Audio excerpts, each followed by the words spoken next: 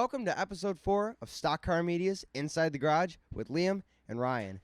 Today's episode, we're going to be going over the race results from the Drydene 400 at Dover International Speedway, and we'll also bring you the most notable NASCAR news of the past week. It was a very interesting race. I think so too. It was the Hendrick Motorsports race for the most part.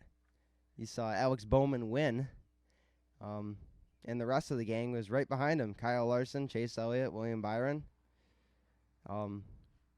It was a good race for them, huh? Yes. Alex Bowman, this is his second win for 2021 so far. His most ever in one season. So far. And this is his contract year, so. He's going to need it. I mean, I think this is enough to hold him over, keep him there. I think he'll be staying with Hendrick. Ally's there till 2023, so I think they'll extend his contract to 2023. That's my guess. That means all of Hendrick's pretty much secured for a good while here. Yeah, well, they didn't used to be they were younger drivers for a while, and you didn't see that much success in them. But now that they're growing older, Chase Elliott just won a championship. William Byron, he's won his first 2 races now here. They're getting to be older drivers. They're finally fitting into their shoes. Yes. The positions they took. Speaking of William Byron, he just completed his 11th top 10 of the season. Very consistent. Yes. That's really good for him, I gotta say, because I'm not gonna say he wasn't going to hold a spot at Hendrick, but until like Daytona last summer, it wasn't really looking like it was panning out for Rick Hendrick there with his decision to stay there. Somebody I think really did a great job yesterday was Joey Logano. Not a huge Joey Logano fan, but he did have damage to his car, and he still managed to finish 5th, just behind the Hendrick cars. They were obviously they were a step above everybody else, so whoever finished after them was just as good for the most part. Basically, well, for one, Elliott came from the rear. Right. So he had to have a good car. Yeah. But you got 3rd. Yeah. But looking at Joey Logano, he's done better than all of his teammates. Ryan Blaney finished 12th. Brad Keselowski finished 16th. And Matt DiBenedetto, kind of a teammate, finished 24th. They obviously didn't have the same cars, really. No. And you saw him drive back up there to 5th, so that's good. Kevin Harvick, though, right? 6th. He did good. I mean, that's 2020 Kevin Harvick coming back. Barely. For one race there. He won last year, so obviously not exactly the same, but he did show some speed. He showed some competitiveness. Much needed. Exactly. Right, you look at Eric Almirola. He finished dead last with a DNF because he's had so many DNFs this season. Slam that wall. I like that paint scheme. Yeah. I like the red on there. Did you see that? Yes. That was a nice little touch. Eric Jones, kind of normal, 22nd. Ricky Stenhouse Jr., 20th. Do you happen to see the incident he was involved in with Anthony Alfredo? He pretty much just drove right through Anthony Alfredo. Yep. Anthony Alfredo actually finished, I believe. So he finished 28th. 28th. Another driver, he made his Cup Series debut this weekend here at Dover. Josh Berry. Yeah, he was filling in for Justin Haley. Justin Haley was out due to COVID protocol. So that left 2 spots open, the number 77 in the Cup Series and the number 11 in Xfinity. So Zane Smith filled in for him in Xfinity, but for Cup, Josh Berry got to move up for his very first time, working his way up to the Cup Series. Yeah. 30th is not that bad for your debut, especially in a Spire car. Yes. Let's see. Is there any other big names on here? Bubba Wallace. Bubba Wallace, his first top 15 finish for 2311 Racing. I know. And so people have been talking about Daniel Suarez, too. Daniel Suarez has got, this is his second top 10, a couple, I believe. Actually. I do believe this is 3rd. I'm not certain, but it's still, he's had more success than Bubba Wallace in 2311 and his team's first year, too, because he's over at Trackhouse. This is their first year, so it's kind of interesting to see how 2311 hasn't quite panned out the same way Trackhouse has, but nonetheless, a very good day for Bubba Wallace. Yes. He wasn't really moving that much. He kind of stayed where he was, Yeah. planted right there with his team owner, Denny Hamlin, a little farther off towards the end there, but Right, he ran the two best Toyotas, because the other Toyotas were way back. yeah, the first Christopher Bell, Toyota- 22nd or 21st. Yeah, the first Toyota is in 19th, and that was Martin Truex Jr. Yeah, that was he started off really good, but Yeah. he lost it quick. Where's another? Kyle Busch, 27th. He battled engine problems most of the day, and he still managed to finish, so that's very good. Other than that, like I said, it was really just the Hendrick show, right? Yeah. You just got to see them. They were battling each other, but they're teammates. They're not going to battle each other. I mean, you don't see Cole Custer in the top 10. He finished 10th. No, yeah, that was good for him. I believe he finished top 10 at Talladega. Yes. I believe maybe exactly 10th. I don't remember, but Tyler Reddick too. That's become a Common trend for Tyler Reddick. yeah. He's been finishing top 10s lately. Obviously, you'd Top love 10 to see him in the top 5. Back to RCR's glory days, but top 10's pretty good. Top 10 Tyler. Other than that, there really wasn't that. The normal guys were where they normally are. Rick Ware in the back. He had Chip Ganassi kind of mid-pack. Yep. It wasn't that unexpected, but Hendrick was the unexpected part. We're going to go over a few paint schemes, some of the news from the week, because those were just the race results there. Thomas English Muffins and Bagels sponsored the 37 of Ryan Priest this weekend. I do believe it's a multi-race sponsorship. Oh, yes, it is. Yeah, you're right. I like that one. I like the orange. I like how they use the packaging like you see in the stores for. Yeah, it was literally just like a bagel or a English muffin car. You could see it. It looked just like the packaging. It was really cool. I like to see all the new paint schemes over at JDG. Yes. Doherty. Obviously don't keep them for very long, but No. they change from week to week here, but at least they got something going for them. We'll stick with JTG Doherty. We got Ricky Stenhouse with his Bush's Best. They're better known as Bush's Beans. Yeah. But it's a new paint scheme. Red, blue, and yellow. I think they've done blue and white before for Ricky Stenhouse, but probably the most notable one's the brown one because their beans are brown. I do believe That was Priest's. Ryan Priest ran this scheme before. Yeah, Ryan Priest. But it's never been on Stenhouse. So I think that the blue and white one was on Stenhouse back when it was the Chevy SS. yes. So, but I mean, it's a pretty cool scheme. I liked it. Obviously, it got some good airtime driving right through Anthony Alfredo. I don't know what was going on there. Maybe it was just accident because he right into the back of Anthony Alfredo. It's not even like it was on a restart. It's not like they had anything going on. Right. Another one I really liked here was Drydene. They sponsor both the weekend's races, the Drydene 200, the Drydene 400, Xfinity and Cup, and they decided to sponsor Corey LaJoie and Cup. And similarly, Ryan Vargas, Landon Castle, and Colby Howard in the Xfinity Series. Those 3 guys there, all from JD Motorsports, had pretty similar paint schemes, but Yeah. it's pretty cool to see the money getting funneled in by that company. Yes. I noticed it was misspelled here. Landon Castle was not Landon Castle. It says Landon Casio. Oh. But I know what I'm talking about. So Yep. Tyler Reddick's gonna drive for Jordan Anderson Racing Xfinity Series debut at Circuit of the Americas. yeah, I'm excited for this. I'm obviously excited to go to COTA here, but Reddick starting for a new team. Reddick's notoriously had very good luck in the Xfinity Series. 2-time champion. I wouldn't say he's the best road course racer, No. but obviously Jordan Anderson, I don't think they could have asked for much more. Maybe there's a couple guys they could have snagged, but Yes. they got a good guy.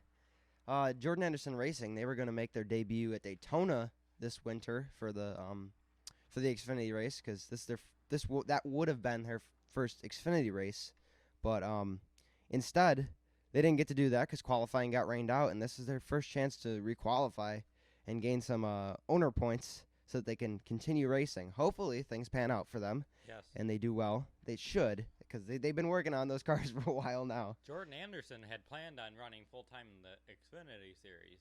Yeah, it's interesting to see it's not him doing the debut here, but Right. I'm cool with it But either way. If they can get full-time next year, he's probably going to be running the full season. as his rookie year. Yeah, I think he will. I I like the whole do-it-yourself attitude of Jordan Anderson. Glad Yes. he's getting to actually bring his team finally into Xfinity. He's been waiting a while. Well, we're going to stick with Tyler Reddick and go to his Cheddar Scratch Kitchen Patriotic Paint Scheme. Yeah, it's got the signatures of 40 Cheddars, Cheddar Scratch Kitchen employees who are also veterans. So it's got their names on there. It's kind of cool. It looks a lot like the I think it was the Dale Jr.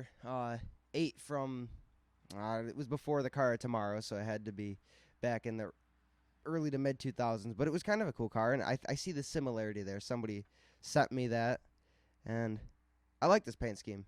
It's nothing over the top.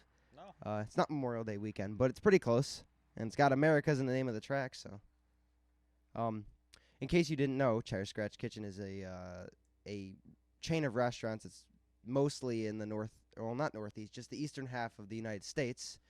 So, I don't see any up here. no, I haven't seen any.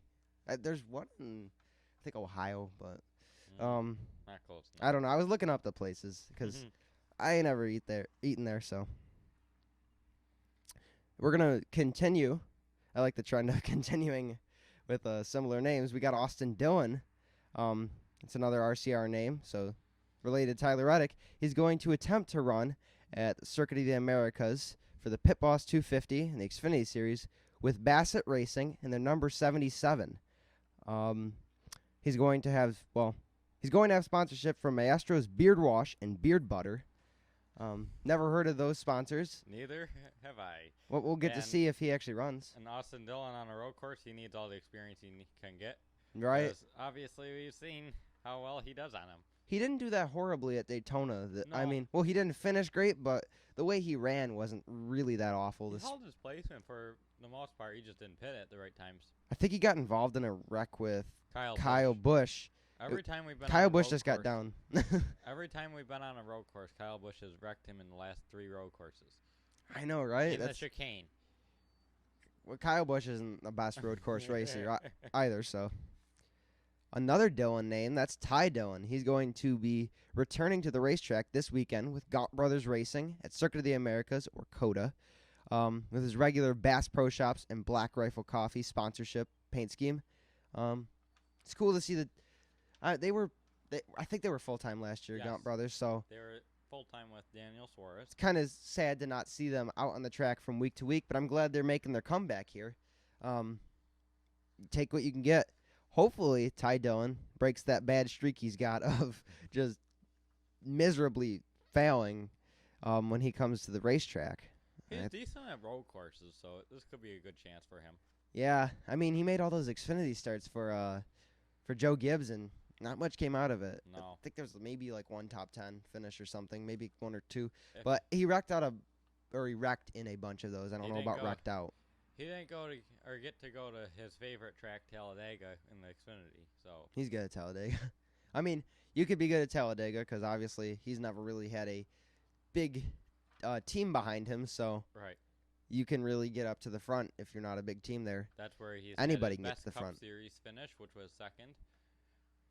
Yeah, So and he typically he's obviously a okay driver. There's nothing really awfully wrong with him, but it's good to see that he's getting chances here still. Yep. Because if he doesn't perform anytime soon, he might be having some trouble returning to the racetrack at all next year.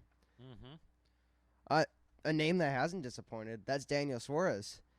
Over at Gaunt Brothers last year, and this time around, over at the new team, Trackhouse, he's doing pretty good, and he's going to be getting a new paint scheme this week. That is with Onyx, which is a home developing company. I couldn't really find much on them, but iFly as well. We saw his red, white, and blue paint scheme. I really loved from this spring.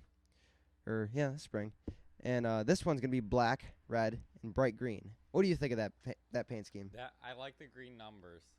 I like the green numbers too, because the paint scheme, it's like the black and red. It's not that special until you see that bright green. It stands out. It'll be a car for the spotters to see. I'm convinced that's why they do that most of the time with the. Well, I'm certain that's why they do that most of the time with all the bright colors. But this one will be one of those cars. Yes. Kevin Harvick's going to drive for BJ McLeod Motorsports in the McLeod. Xfinity race. Oh, McLeod. Why do I do that? I don't know. It's okay. We all mess up things.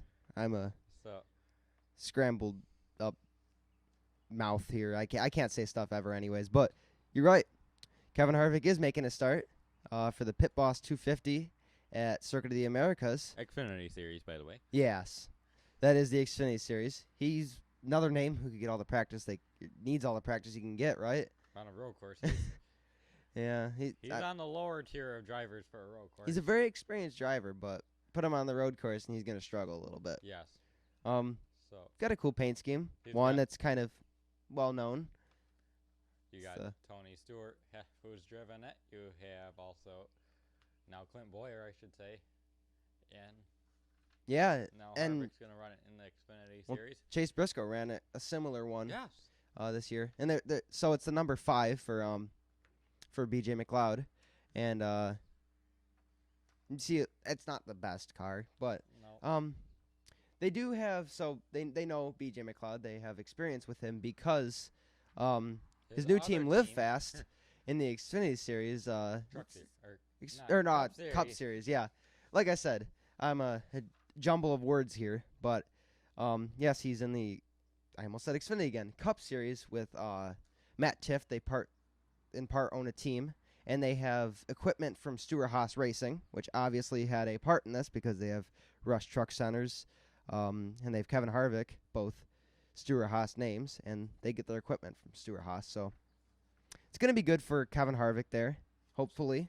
Give him some experience. We'll stop holding the suspense over you and give you the sponsor name, Rush Truck Centers. I said that, I thought. You did not say it. I swear I said it, but... No. Yeah. So it's interesting because Live Fast is getting all the older Mustangs from Stewart-Haas. Is that why he's finishing better than some of the Stewart-Haas drivers this year? Some of them. Oh, the only one this week yesterday. is Eric Almirola. Yeah, yesterday Eric Almirola DNF before BJ McLeod could DNF. So that's the only way he finished above them. But it's not been a great year for Stewart-Haas, obviously. A little bit of a struggle for them. So it's going to go over there with Live Fast Motorsports, too. They're going to struggle. Right. To some extent. I mean, they are their own team. They're not heavily reliant on the alliance like some teams are. So last year, the Fords ended the season with 18 wins. Where are we at now? We have 3, I think. 1 for Brad. Oh yeah, all the Team Penske cars. That's the only Fords that won. No Stewart-Haas Fords. Well, that's actually 4 because we had Michael McDowell too. Don't forget about him. I forgot about him. I almost forgot too. Poor Michael McDowell. He's forgotten sometimes, but when I saw him win I stayed up late to make sure I could see who won, and it was Michael McDowell. Boy, was I surprised. Mm-hmm. Pretty good race, though. Pretty good news.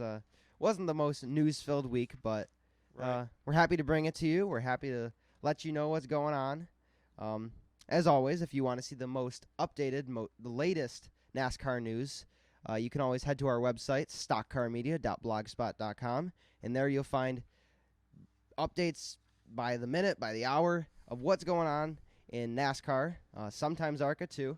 If you want to get updates for that, you can head over to our Facebook, our Twitter, our Instagram. That's just Stock Car Media. You type it up, you'll find it there. It'll also be in the description of our video here, alongside our Redbubble account, where you can purchase some Stock Car Media merchandise. Go buy it. We're not forcing anybody here. No. Some cool stuff. Obviously, I'm going to take pride in that because, it's my stuff. But you can't hate your own stuff. But I got to say, it's pretty cool. I like it. Yeah, you look at something too long, you'll go, I don't like that anymore. But it'll all be down there, all in the description. You can find the latest news all down there. But thanks for supporting us. Thanks for watching this video. I hope we were informative. I hope we could help you out here. But thank you for watching. And hope to see you back next week. Have a good one.